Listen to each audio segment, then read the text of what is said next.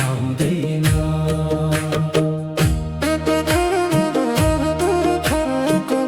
आत्मसम्मान जोगाएपछि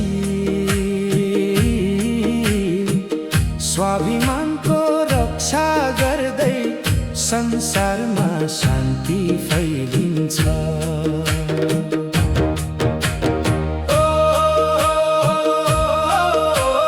मन्दिर होस् वा मस्जिद, चर्चा होस् वा गुम्बा, सबैमा मानवताको उज्यालो छ, प्रेमकै छ धुनमा।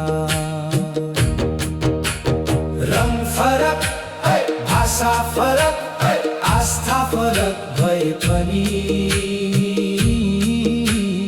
एकअर्काको सम्मान गर्दा ईश्वर मुस्कुराउँछन् सबैमा नै।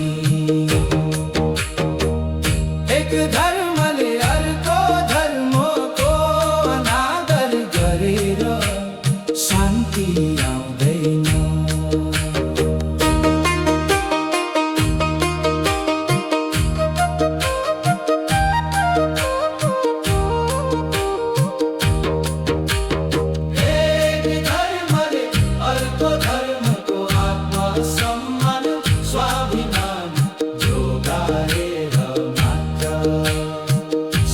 शान्ति प्राप्त हुन्छ।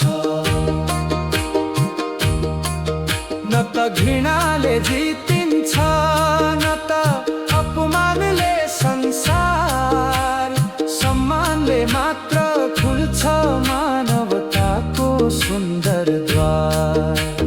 हातमा हात मिलाऊ, प्रेमको दीप जलाऊ, धर्मभन्दा माथि मानवता छ, यही सन्देश फैलाऊ।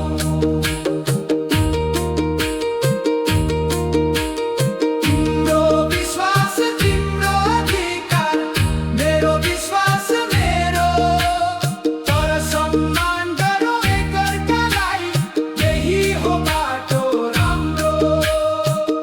आत्मसम्मान र स्वाभिमानको रक्षा